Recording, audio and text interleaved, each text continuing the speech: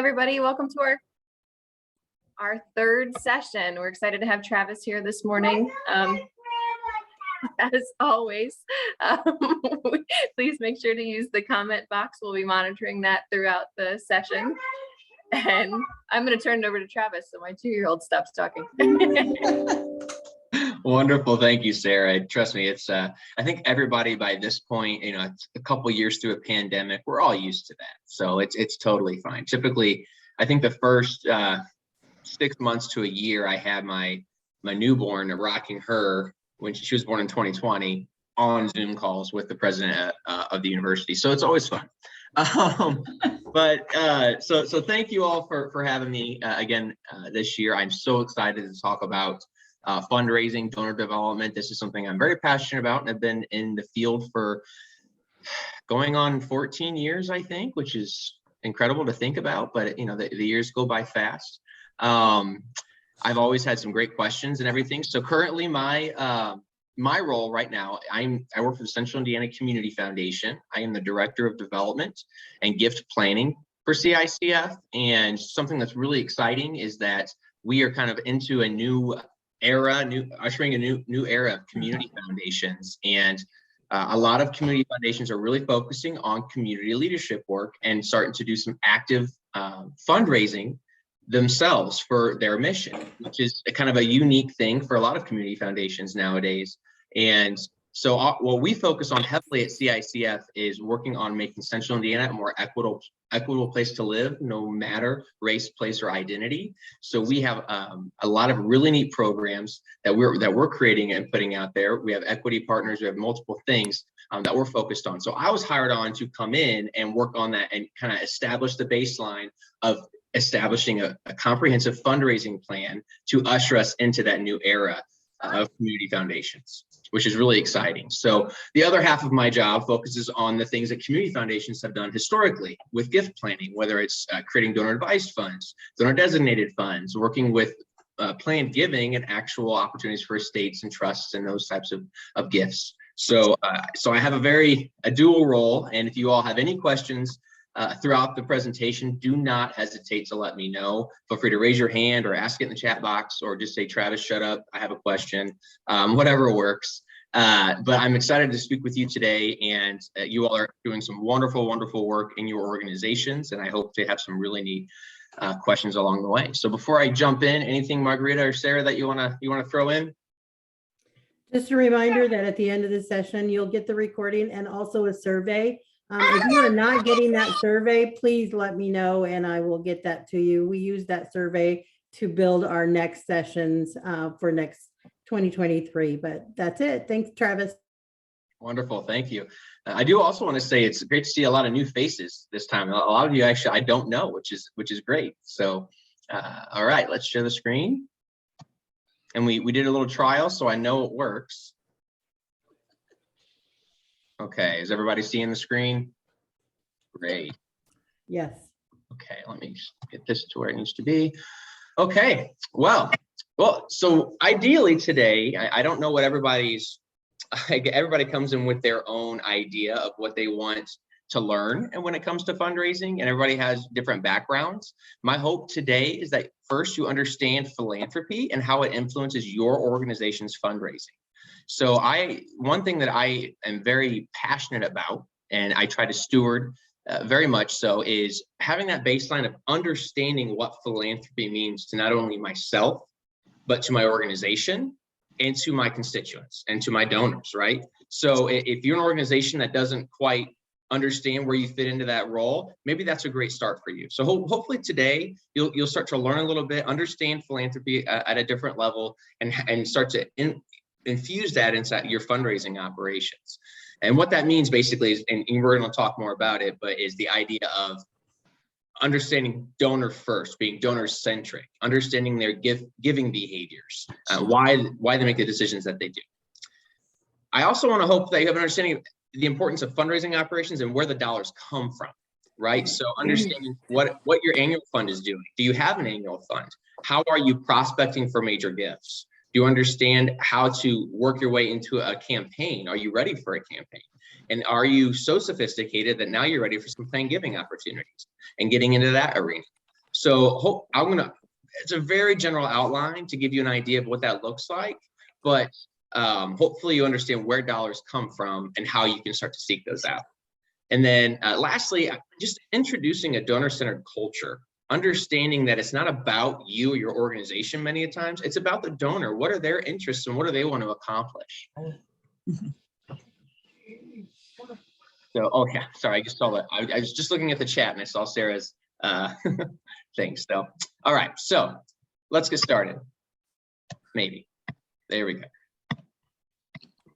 So my master's degree is in philanthropic studies. So I always like to say I'm part of the inaugural Lilly Family School of Philanthropy class. So before it was Center of Fundraising, now it's the Lilly Family School of Philanthropy. I was the first class once the name was changed. So I'm really proud of it. But in that degree, in that program, it's a wonderful program if any of you are interested or want to learn more about it.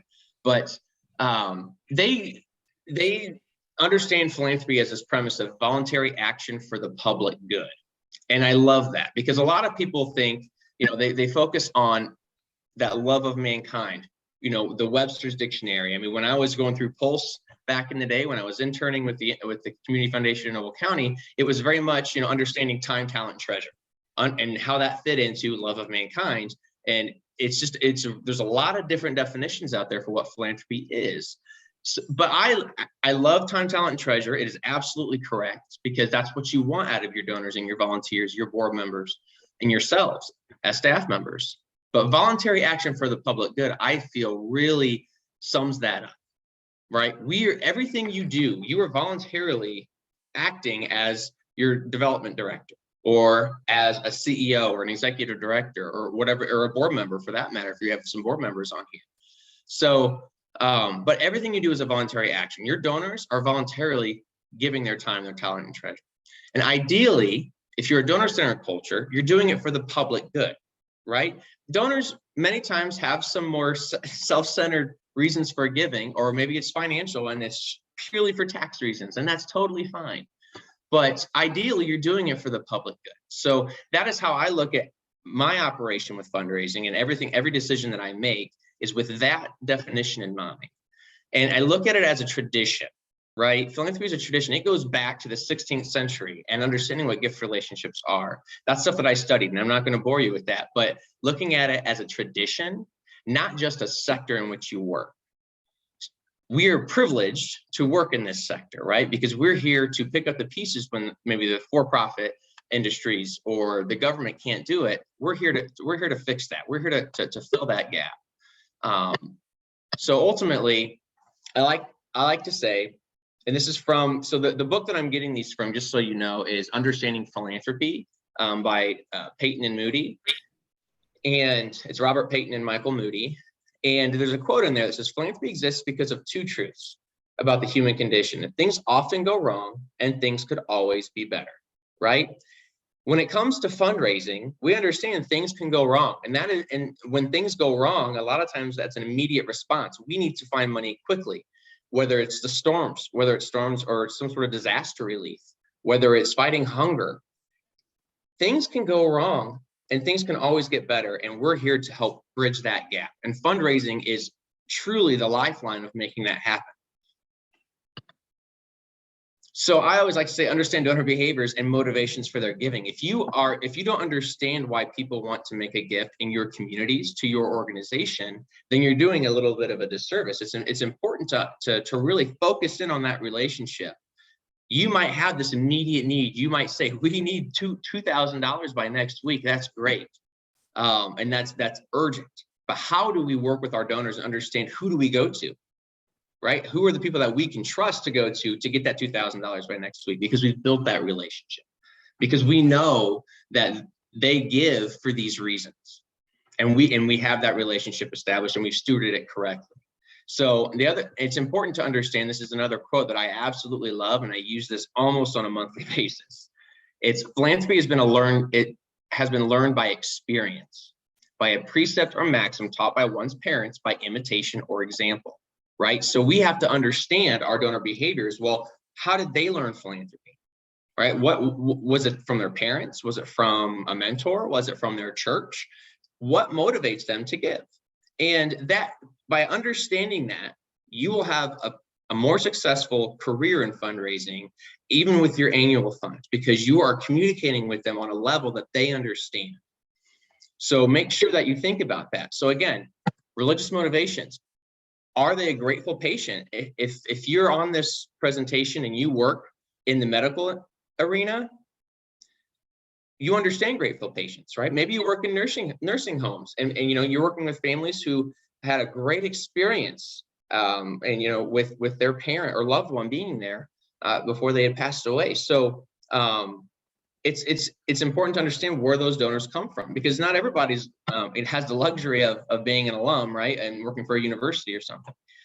Do their children participate in program? Do you work for a Boys and Girls Club, Girls Inc., and their children are just influenced heavily by that? Well, that's wonderful. Have you asked them to make a gift because of the growth of their child and how it's enhanced their lives? And I mentioned alumni as well. So, I mean, that's just an easy connection there if you work in the higher ed world, or if you're a member of Pulse of Noble County. One question that I absolutely love to ask in my first visit. So here you go. This is Travis Fundraising 101. As we're jumping into this, it's, what do you want to accomplish with your giving that would be meaningful to you? Even more so, I asked the question, what would you like to accomplish with your philanthropy that would be meaningful to you? So if you're trying to identify a new board member or someone to volunteer or a new donor, and you're asking, what would you like to accomplish with your philanthropy? Well, that's asking them, what would you like to accomplish with your voluntary action for the public good? Whether it's financial, whether it's with their time, talent, right? So it's just a question that gets the donor to think. And when they're thinking about how they can utilize their time and their dollars with you and your organization. So you're there meeting with them for a reason, right? Whether it's to ask them for money or to ask them to volunteer or to be on your board. So ask this question, and I will tell you 75 to even 95% of the time, the individual that you're sitting with will not have an answer for you. And that's good, because you're kind of like, I guess to use a parable, you're planting the seed, right? You're getting them to think more internally about things and what philanthropy actually means to them, and why, and what are their motivations, and do they match with your organization? So there's a lot of philosophical things behind this simple question, but really it will help you as a fundraiser or a board member or an executive director understand your donors better. I think in previous renditions of doing this presentation, I've actually kind of, when we're in person, I love to do a philanthropic autobiography. And if anybody's interested in doing that as an activity with your board, please let me know. My information will be on here. You send me an email, anything. But the great thing about that philanthropic autobiography is it really gets the individual to look inside themselves of how they've been influenced. When I mentioned that philanthropy is a learned behavior, it gets you yourself to think about, where did I learn it from? It's a 30,000-foot view of philanthropy all the way down to a 5-foot view. And it's a really fun, quick 30-minute activity that you can do and kind of debrief afterwards to understand how your organization works and how you can kind of use that as a foundation with your organization. Even doing it with your staff is great. It kind of if you feel like you need to have a reset moment sometimes, especially coming out of the pandemic. Now you're trying to get back in person, and people don't know how to talk to each other anymore or understand what's going on. Okay. Oh, there we go. So I also like to use this. So philanthropy versus charity, because I think a lot of times, whether it's in smaller communities or large communities, we kind of have this idea that they're one and the same, and they really aren't.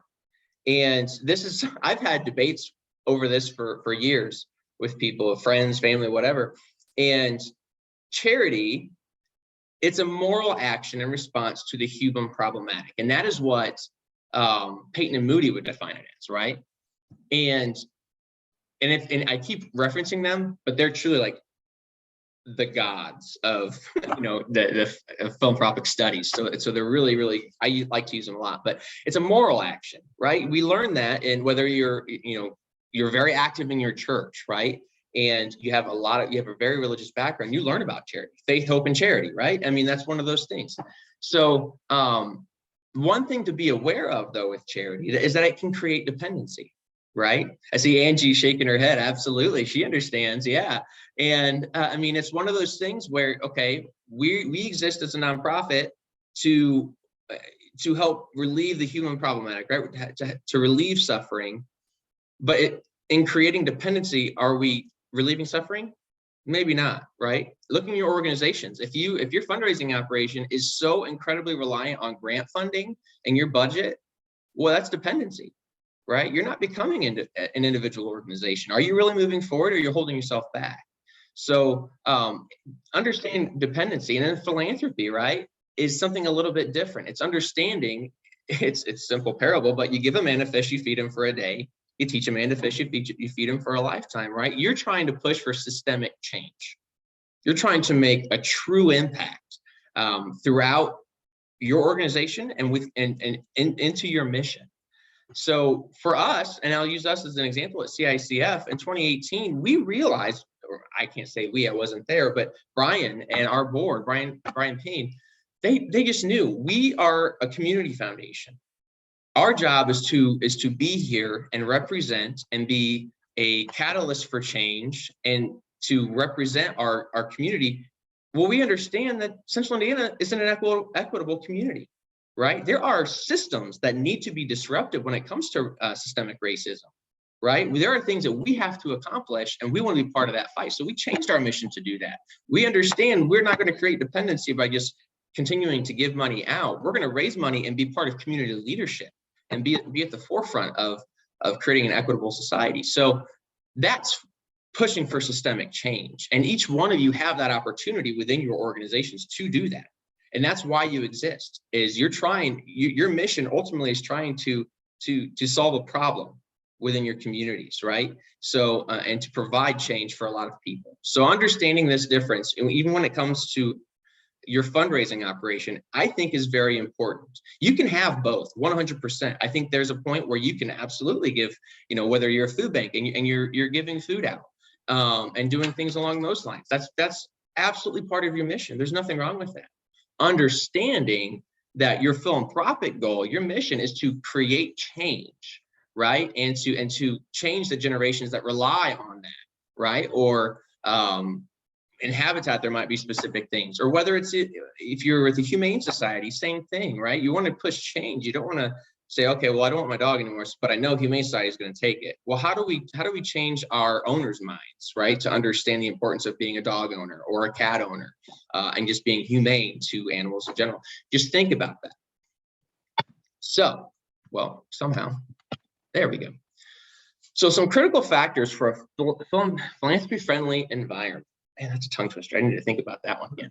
But so this is really looking at that fundraising operation, right? So looking at donor-focused research. Okay, it's not about me, but it is. This is what I always like to say. Well, it's not about me as an organization, but it kind of is, because I'm coming to you asking for money for my organization.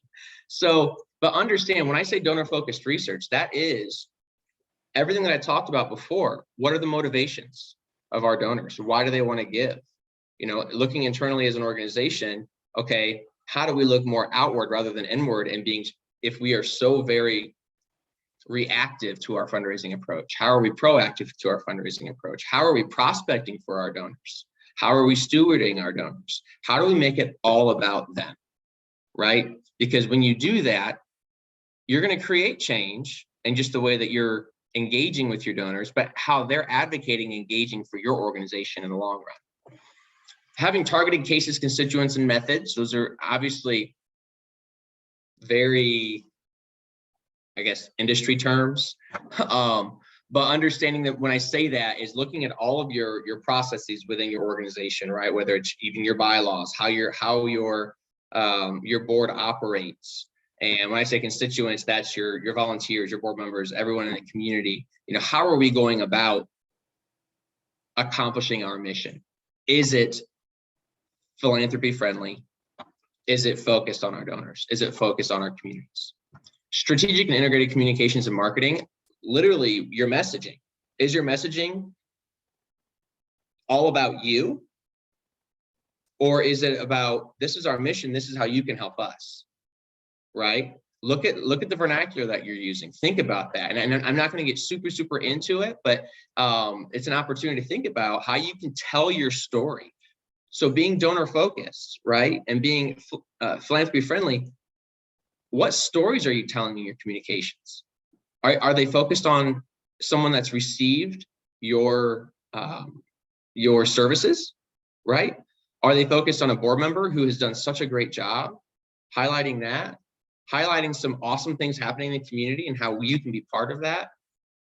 And then ultimately stewardship, right? And thinking about how we're stewarding our donors once they've made that gift. How are we thanking them? How are we, whether it's events or whatever we're doing, really highlighting the good thing and the good things and the good work that's being done. So making sure, looking at that voluntary action for the public good, right? Everything understanding being done voluntarily. People are voluntarily associating themselves with you, right? They're voluntarily giving themselves to you. So how do we reward that and make that part of as an integral part of our operation? And fundraising is a great way to do that. So let's talk about fundraising. Before I jump into that, are there any quick questions about the first understanding philanthropy part of this presentation?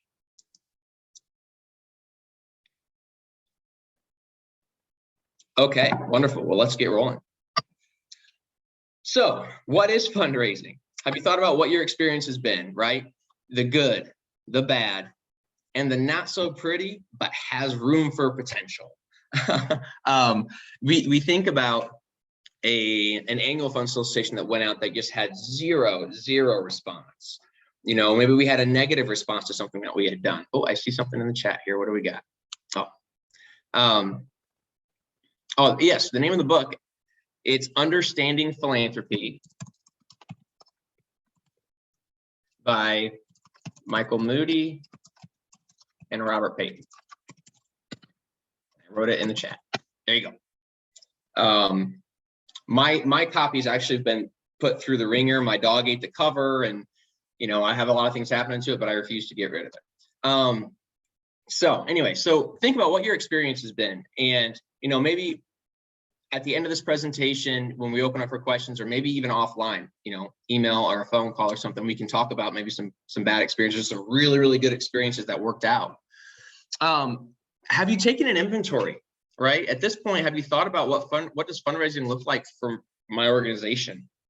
You know, do we have a plan? Are we sending out consistent messaging? Are we stewarding our donors? Are we cultivating major donors? Are we identifying and prospecting those donors from our annual fund? Maybe, maybe not, right? Are we so heavily reliant on special events for our fundraising that we're starting to really, you know, it's starting to hurt our operation a little bit? I'll give you a great example. I've been working with an organization here in Indianapolis called Morning Light, and they are a hospice facility. And they just got a new executive director. She's wonderful. I mean, absolutely wonderful. And she has a semi-engaged board. But one of the things that they're really struggling with is every year they operate on a deficit. And it's expensive to maintain a hospice care facility. Absolutely. And they provide one of the best in the area. But they just need a more sophisticated fundraising operation to cover almost a $400,000 deficit, which is, and it's almost every single year. Well, they have become so reliant on their special event, but that only makes up $80,000 of their annual fund, and their annual fund raises $120,000 a year. Well, they still have to raise another, what is it, $280,000 or so to get to where they want to go. So I'm working with them and their board and understanding the importance of establishing the annual fund, because they want to go straight into a campaign and building their endowment. And it's just understanding, how are you going to find your donors if you don't have a great annual fund, right? If you haven't taken an inventory of your organization with your fundraising operation, can you really do a campaign? And I've had some great work with them. They're a wonderful organization and they get it, right? So I even took them through the same presentation. But as you're starting to, either you're taking off into it because you've taken the time to really understand where your operations are at. Well, fundraising it's the right person asking, right? Is it the executive director? Is it a board member? Is it a volunteer? Is it another staff member that has the relationship with the donor? Who is it? Is it the right prospect? Have you taken the time to understand that donor development life cycle and know that they have that linkage to your organization? They have the ability to give. So, and also they're interested in giving, right? Well, hopefully you ask that passion question that I said before. What do you want to accomplish with your giving that's meaningful to you? And whatever their response was, whether it's that meeting or the second one, it aligns with what you're doing, and it kind of clicks with them. Asking them for the right gift. It's crucial. I can't stress this enough. Crucial to understand that your meetings with your donors, if you're looking for major gifts or whatever it might be, you're doing your research, and also you're maintaining proper records of all the meetings that you've had with them, because you don't want to go into a meeting and under ask. What if you're meeting with someone that has a really high net worth, but you go in and ask them for $2,000 to settle what you needed for next week, versus asking them for $25,000? And that's going to establish a fund with a community foundation or something like that to get your endowment going, to then give you some sort of annual income, right? To help you not have to raise that $2,000 in the future and getting that 25 to $1 million, right? But at the same time, you don't want to be on the other side of that and go in and ask someone for $25,000 and all they can give you is $1,000. So, or 500 for that matter, right? So you really have to do your research that you're asking them for the right amount and feel okay with it. And it can feel downright sleazy sometimes. I have sat in a parking lot and I've waited until the donor had got there to see what kind of car they drove. Now, mind you, I was in Southern California. So if somebody drove up in a Mercedes, that's like driving a Ford in Noble County, right? That's like, if you're a Chevy guy, I could go down a real rabbit hole with this one, but it's just a general car in Southern California. Let's put it that way. Anyway, I have done a lot of research, and I'm not going to say it was a sleazy way to do it, but if someone comes in and says, I don't have any money, and they're rolling in a Bentley, it's like, all right, let's have a conversation about this. How are your finances really having an issue because you're driving a Bentley? Either you have your priorities all kinds of messed up, or you have money that you're hiding and you love this organization. Let's see what we need to make the right gift for the right program, right? Because you don't want to ask them for something that they're just not interested in. Okay, if I'm working for IU, which I did for 4.5 years, I'm not going to go in and ask a Jacob School of Music alum to make a gift to the Kelly School of Business if they have no connection, right? So it's very important to understand the program that they would be interested in. Asking at the right time. You might not want to ask right away, and looking at how does this work for your annual fund, because all this again works for the annual fund. Making sure you're asking in the right way. So if I'm saying the annual fund for the right person asking, and you're sending out a letter or an email, who's in the signature line? Is it the executive director? Is it the director of development? Is it a board member? Is it a volunteer? Is it a person that's received services that's asking and telling their story? What's your audience? Are you asking the right prospects? Have you taken the time to go through and actually segment? These are people that have given 0 to 199. These are the people that have given 10,000 or 9,999 all the way up to $1 million, right? This is the best messaging for these age groups. So think about, okay, am I asking the right prospect? And what's the right amount? Again, breaking down your annual fund. Okay, who are first-time donors? Who are people that we need to upgrade their ask this year, right? So, and it's just looking at it from a more scientific way in that capacity. And then what program do we want to highlight for this quarter, right? Is it, if you have multiple things going on? And then is it the right time to ask? If we're in a pandemic, absolutely, right? We need all the help we can get, but asking in the right way. So I could probably just stop right now and go for questions, because I just told you all the secrets to my work and the great work that we all do. But ultimately, if you can take this slide and infuse every one of these lines into every operation that you have in fundraising, you will be successful, because what you've done is you've become donor centered, right? You've really taken the time to think about how we're asking people for money, how we're messaging, and how we're, building relationships.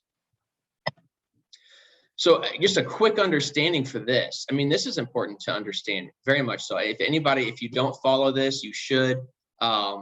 This is the Giving USA report, right? And this is just a quick highlight. I mean, if you have the ability to splurge $60 or however much it is on the actual report, do it.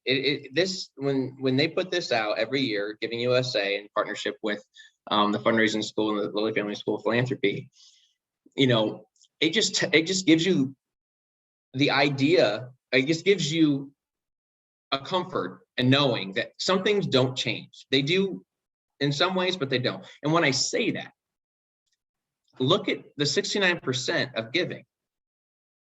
They come from individuals, right? So if you're looking at, and this is historically, go back 10, 20 years of the Giving USA report, and you will always see individuals are always going to be the I guess, the part of the pie that are going to be making the gifts. All right. Those are relationships that you're working on as a fundraiser. So if you're looking at your revenue sources, right, you're looking at your fundraising sources, and you see that a large majority of that is coming in by sponsorships and corporations for your events and grants that you're spending a lot of time writing those grant requests on to foundations. Well, look at how much that actually makes of the pie. Very little. So how are we reaching out to individuals and getting them engaged with our mission? And then looking at where do the charitable dollars go? The biggest thing I want to point out, it's here on the next. Well, it should be. Here we go. 14% of total giving went to human services. And this is an area that has just drastically changed and just taken off over time. Because obviously when you're in a pandemic, times of crisis lead to an increase in this area. But overall, we as a society are caring more for each other in many ways. And we care about different things, right? Whether it's equity, whether it's women's rights, whether it's animal rights, whether, I guess animal wouldn't necessarily be human, but ultimately human services are very important right now to your donors. So that's one way that you can look at this is in America, 28% of people give to religion, right? There's religious motivations behind everything. But still education, human services, and foundations are there. Look at where you fall on this list, okay? And say, okay, how can we use this for our messaging? How can we use this to our benefit? So it all starts with a good plan. We're gonna run into this development process. I think it's really important to understand this. And we can spend the rest of our time on this or not. But the thing that I wanna point out is that this is how you should hopefully be engaging your donors, okay? You're looking at the first 3 steps, right? You're looking at that linkage, ability, and interest. Okay, so maybe even put yourself at the very forefront of this ladder.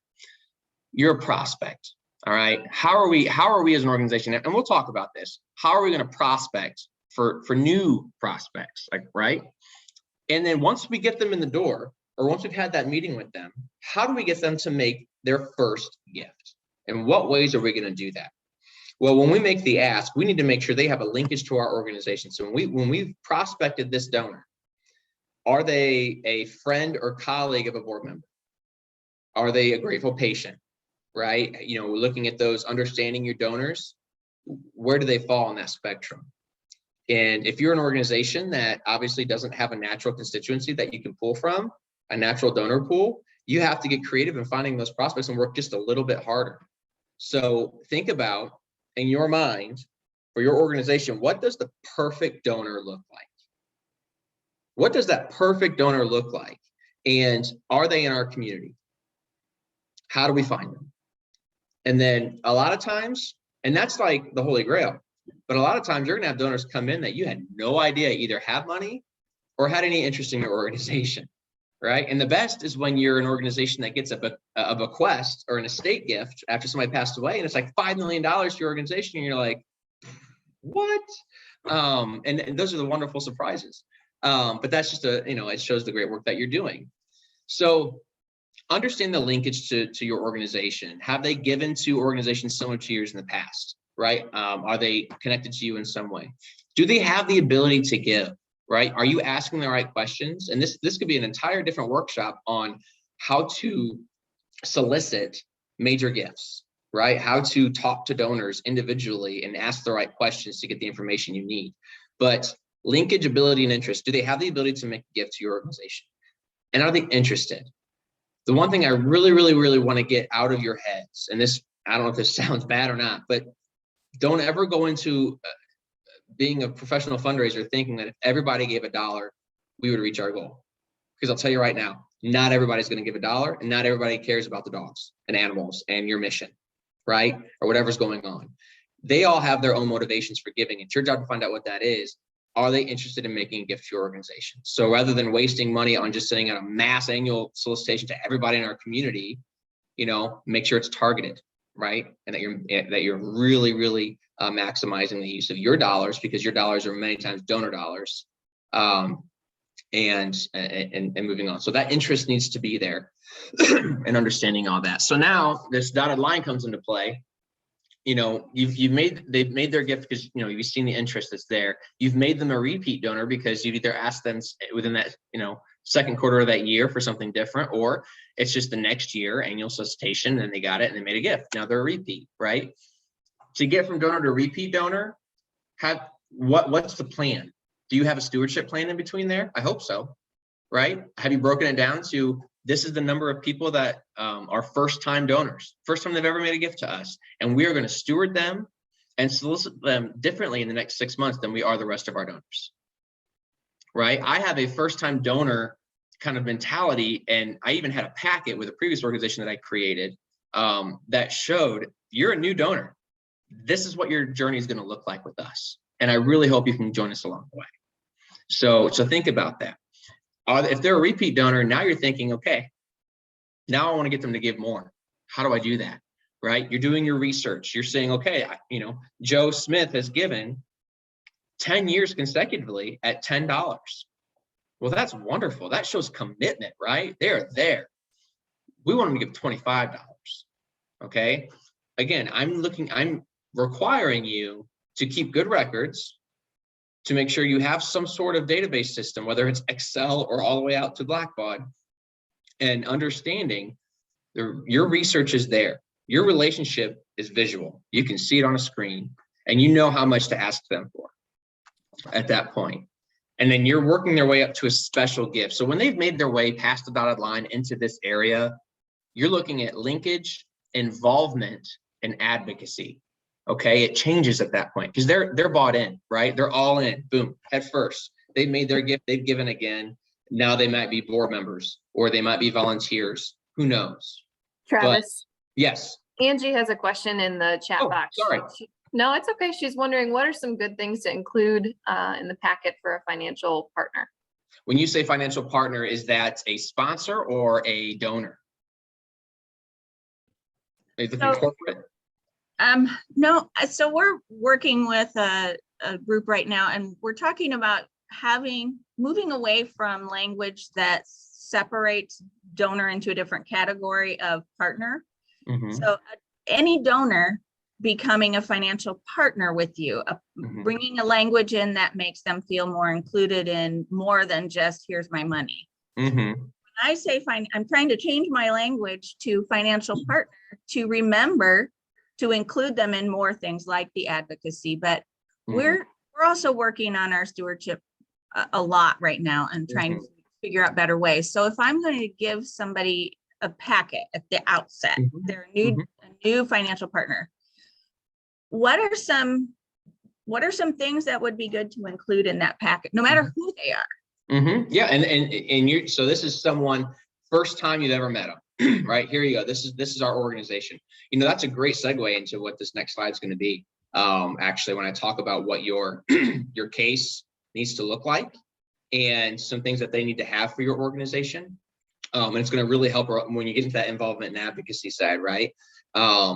So in fact, let's just go ahead and jump into that, because the rest of this is really kind of self-explanatory, right? You're just trying to get them to go up and up and up to that plan gift. Plan giving is your pinnacle, right? You want somebody to just say, okay, I love your organization, I'm leaving you an estate gift, or some sort of complicated financial gift planning opportunity that I work with on a daily basis. There we go. So you want a comprehensive plan, but what I want to do is jump to this really quick, and I'll go back to the plan. This will answer Angie's question. So you want to build your case, because this is a good tool for anyone, whether you're doing major gift work or annual giving work. When I say a case, I want you to visualize it as a briefcase, right? Who uses briefcases nowadays? They look a little different. They're more like satchels, but in your satchel, what are you taking to your meeting with you? And what are you going to leave behind? You need to have a general sheet that talks about what is our mission, right? They might not know anything about your organization. You're going to tell them, but that's an hour meeting. They need something to read, right? What is your mission? What are your goals and objectives as an organization, as a staff, as a board, right? What programs do you offer? Who is on your board of directors, right? Get out of your head that you're, if this is there, get it out, but you are a public entity, right? Everything you do is public. So because of that, anybody, if they're a really educated donor, and I'll tell you right now, a lot of donors are nowadays, they're going to go on and look at your 990. They're going to get on guidestart.org and they're going to look at your 990. They're going to look at your records and say, how much of their operation is going to fundraising? How much is going to salaries and benefits, right? How much is the executive director getting paid? They're going to look at that stuff. So be as transparent as possible when you go into the donor meeting, right? You want them to advocate for you. They need to have all the information. So let them know who your board members are. Don't give them contact information for your board. Just give them a name and give them, where they work or what their titles are. Who's on your staff? What are your facilities? What do your finances look like? Maybe a quick, if they're a donor that's super savvy, letting them know that you are working in a positive every single year, right? You're not in a deficit. You're in a surplus. Letting them know, this is our fundraising operation. This is what we're doing. Have you done any strategic planning? Do you have a strategic plan? Well, put it in there. Let them see that. Let them see your goals. Let them see your planning. Let them see your evaluation if you have some, right? Some testimonials of the programming that you're doing. And ultimately, the history of your organization, right? This is something that's extremely important if they don't know anything about you. But all of this, right? And then the last thing that I would say put in there that isn't on here is a remittance slip, a way to give. Show, if you have a sheet or something on your website that talks about ways that they can give, make sure that that's in there, because they might not write a check to you right there. They might go home and think about it. They might send a check, or they might go online and make a gift. So if you have an online platform, make sure you're highlighting that. Make sure that your giving page is easy for the donor to navigate, right? And don't pigeonhole them into a specific dollar amount. Again, that's an entire different presentation, but make sure you have something on ways to give. And then, so their case statement, a written version of everything that you put there, but this is a statement, right? Something that you can just splurt out, your elevator pitch. All right, so make sure you have that for your donors. It's very, very important. So with a development plan, this is everything that should be in that, right? You need to, when I said you need to inventory your fundraising operation, this is the stuff that you're looking at, right? And you're tearing down, what is our statement of purpose? Why are we raising money? What are our goals for our annual fund annually? Are we trying to raise $50, $100, $150,000 annually? And what is that going to accomplish? Well, it's going to keep my lights on and it's going to help pay my staff, right? Do you have policies related to those goals, right? What are your gift acceptance policies? And what types of gifts can you receive? Budgeting, right? Obviously, do you have a separate fundraising budget? Have you considered that? Very important to have, because there is actually a limit on how much you can spend on fundraising based on the IRS. So interestingly enough, do you have a cultivation strategy? How are you moving people along? Do you have a cultivation budget? Right? Do you have money to take people out for coffee or breakfast? Ideally, you're meeting with people that'll say, let me pay for this, right? Because you're an organization, use your money for the mission. But not all donors are going to do that. They want to be wine and dine. Solicitation strategies, right? How are we asking for money?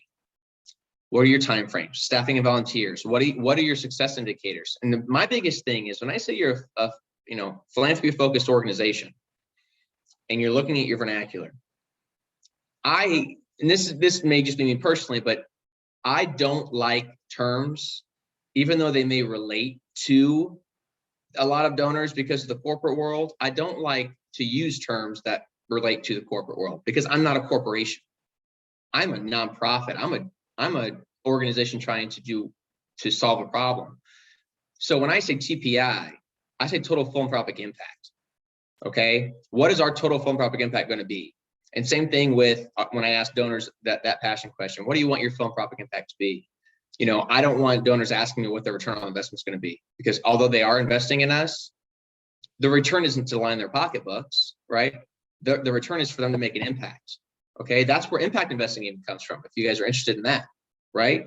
Those are very, very altruistic people and investors that want to make a difference, but they don't care about the bottom line. They don't care about a profit because that money is being put back into an account that they're going to give it right back out in a low interest loan. So think about that. And what are your monitoring processes? Do you have your own way of making sure that you're following all the ethical guidelines that need to be followed? So again, this is something that can be an entirely different workshop that I've done in the past with organizations where we've created a development plan for them. So, but this just gives you a quick highlight. This is your development team. Think about how this works. Do you have this at your organization, right? Are you moving forward with all of that?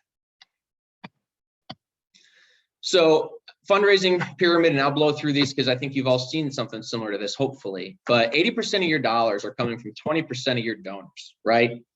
That's the importance of major gifts fundraising, or even special gifts and repeat annual giving, is understanding that not everybody's going to give $1, right? So you need to really make sure your cultivation and your stewardship of your top donors are there. And those top donors, a lot of times, are your board members.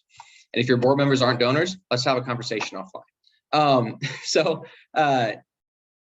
First time annual giving is the basis of this, right? So if you're looking at the donor development process, if you have special events that you focus on heavily to raise money for your organization, that's where this lives, is in the first time annual giving. That should not be your entire annual giving program. Okay, that should just be a way to introduce you to new prospects, to introduce new prospects to your mission and what you're accomplishing and the good work that you're doing.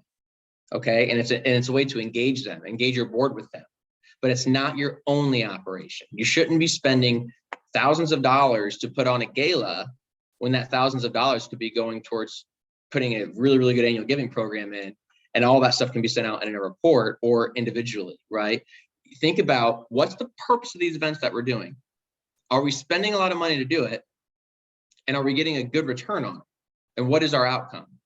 You need to have a good direct mail process, online, media, things that are happening there, first time annual giving. And then as you work up, it becomes more personal, okay? Repeat, you're having that first letter or that first coffee with a staff member, special gifts. Now they're making that first $1,000 to $5,000 gifts, major gifts, working with endowment, and then ultimately the classes. So you're going to work your way up. It becomes more personal with communication as you work your way up this pyramid, but understanding how do we structure our operations so that they fit well into this.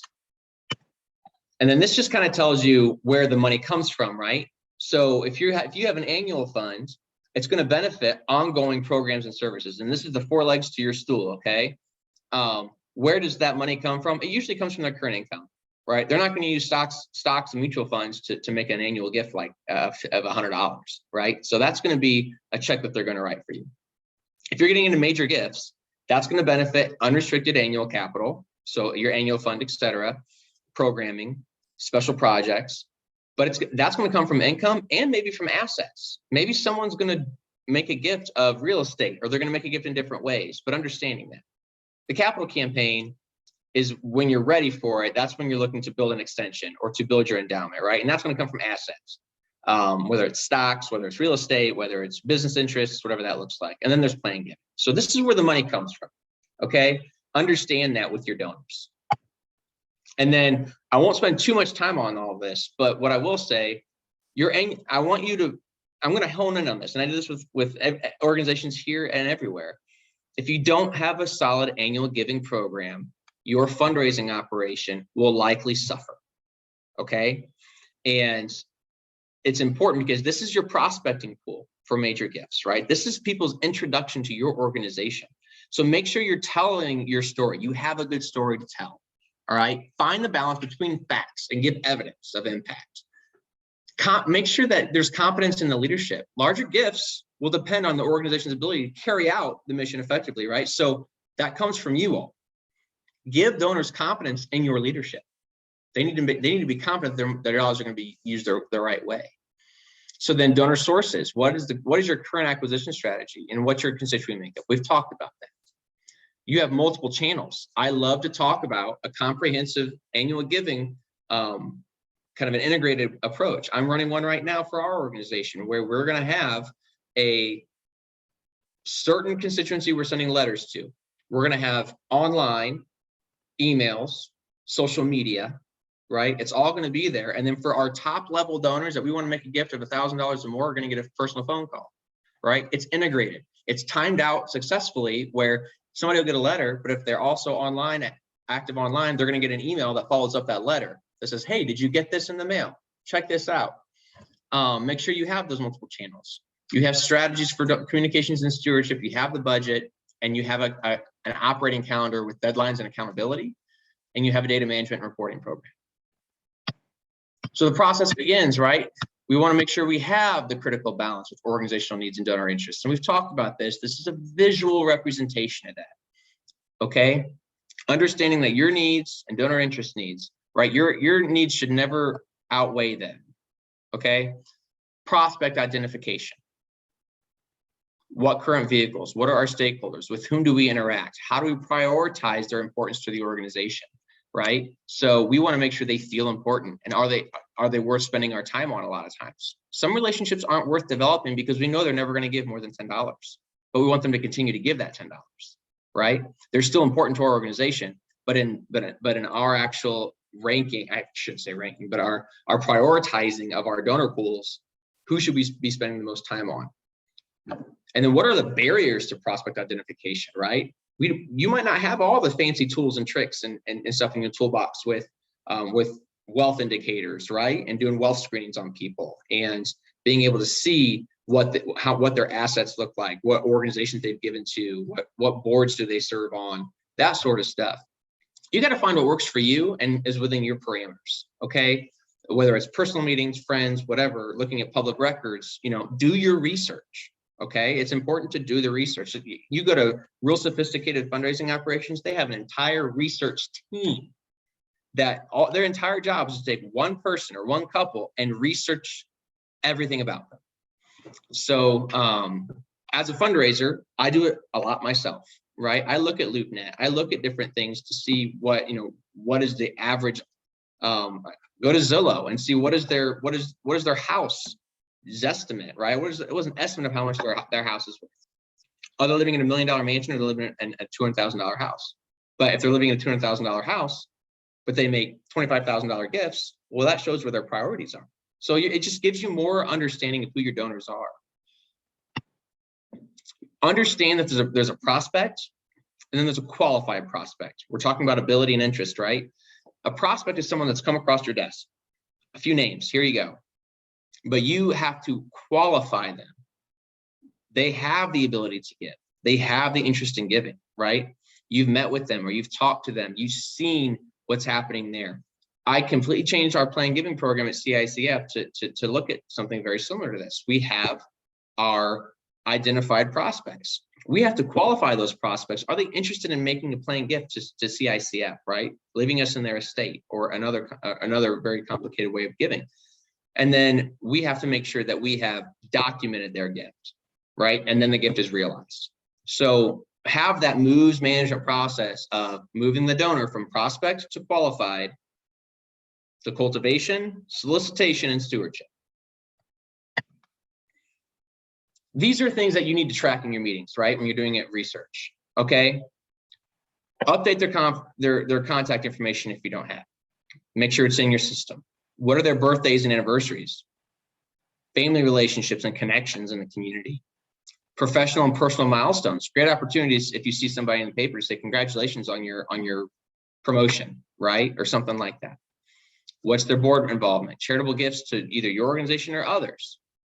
And then what are the cultivation solicitation contact records? Okay. You want to make sure that you can identify shared values between the organization and your donors to maintain a relationship. These are vital pieces of information to keep in your database about your prospect over time. Okay. And when I say database, that could just be as simple as an Excel sheet if that's the case, but it's information that's protected, but it's information that's going to help you maintain a relationship over time. Okay. Again, I've talked about these: personal contacts, publications, participation records, public information, things like that to do your research. And you will get these slides. Don't worry. Margarita and Sarah have them, and you can utilize them. So don't be scrambling for notes.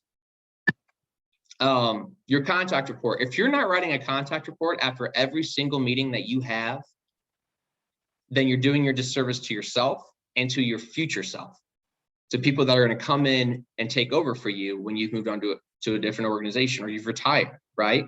So you need to write in a contact report the who, what, where, why, and when of that meeting or that email or anything that just happened. Okay, you need all the information that's pertinent. You need to document important relationships, key moments in the donor's life that link to your organization, and what are your actionable items for next steps. In every contact report that I write, at the end, I even title it next steps. Send thank you letter. Get information on this. All of these different things. Connect them with this person because that's telling me how to maintain that relationship. And then I can hold myself accountable in the future. Did I do any of that? So the contact report is your lifeline for your organization, for anybody that's a fundraiser. Software tools, I threw some examples in here, but ultimately what your software or anything that you're utilizing within your organization, you need to have basic donor data entry, okay? You need to have a way to process gifts. I'm not sure how your organization does their gift processing, but this is a great way to look at when you're asking questions and looking at a new database or something. How can you process gifts? Does it come with an online gift platform? Does it send out communications and acknowledgement? And then a commitment of membership tracking and reporting, right? When I'm talking about taking your annual solicitations and dividing that up, right, and segmenting your donors for an actual good annual solicitation, you need to be able to generate reports that give you that information, right? And it's really, really hard if you don't have something to do that with. And I'm not a software genius. And if you have the money and the time and you have a database, hire someone who is, right? IT, database, data analytics, that's massive right now. And if you can have somebody on your staff that can do that, you will be light years ahead. So these are a few examples. I put TechSoup on there. That's a place you can get some discounted stuff, software if you don't have any, and you can get some good stuff. If you have the money for Blackbaud or Razor's Edge NXT, which is a more of a watered down version, do it. 100%. I love their NXT platform. We use Salesforce at CICF. I'm not 100% sold on it yet. I don't really know how to use it. It's very interesting having a corporate product with a nonprofit, but it has its perks, I think. I'm still learning. But there's a little shout out for that. Cultivate, solicit. Again, I've talked about all of this. I come back to this, but remember, cultivation is more personal as you work your way up the pyramid. Anything as you work your way up, it becomes more personal, right? But ultimately, make a plan and stick to it. All right, that's the biggest thing. Stick to your plan. Identify who your donors are. Do your research. Determine the interest in their giving. Determine the best relationship to manage. And then outline your mood management plan over time, okay? Because when I go up here again, identify, cultivate, solicit, steward, repeat. This needs to be in your vernacular every single day as a fundraiser. How am I moving people through this? And this is a linear thing, but it's more of a circle, right? Because it's constantly moving, it's constantly happening. It never ends, right? A donor never stops giving unless you've done something to get them to stop giving. But I already talked about that. We've talked about stewardship, but ultimately donors want to know that their needs are being met, how their gifts are being used, and everything that we've talked about talks about transparency, okay? Make sure you're very transparent with the community and with your donors. So how does that messaging, what does that look like? There's that. That's kind of an irrelevant slide at this point. How are you saying thank you, okay? what does your acknowledgement look like? You're probably sending out your IRS letters, right, and stuff like that, but make sure, how are we thanking our donors in different ways that we can do that are there.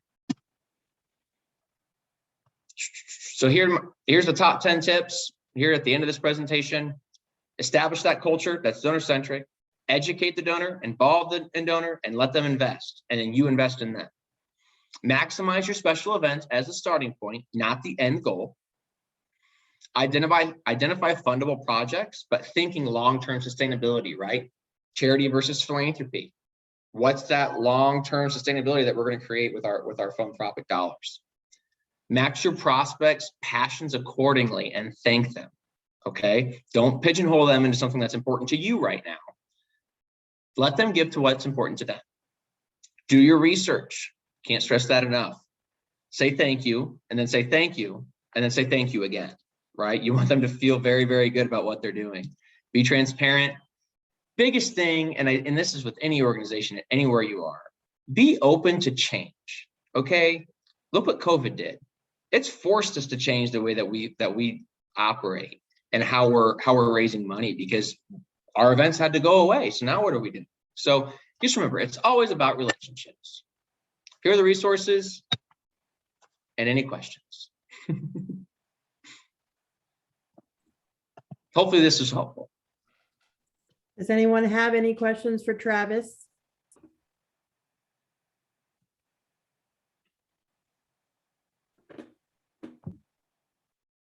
Go Lorraine. ahead. Yeah.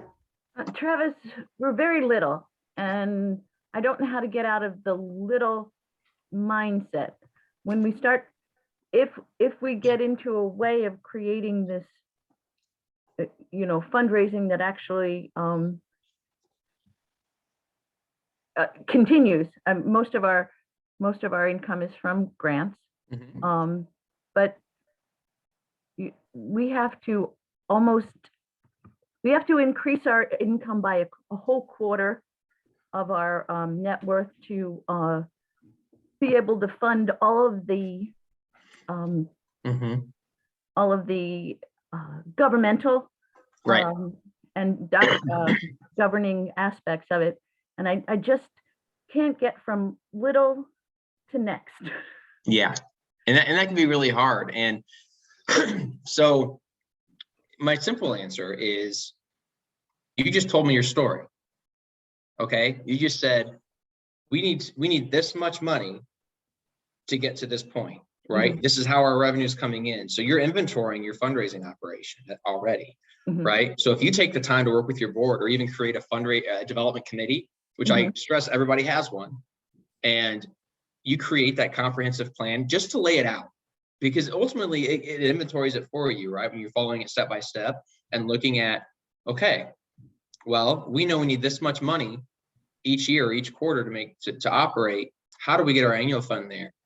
And how do we take less dependency? Because I can tell you, foundations are going to love to see you're asking for less and less each year. Okay, and you're becoming more sustainable.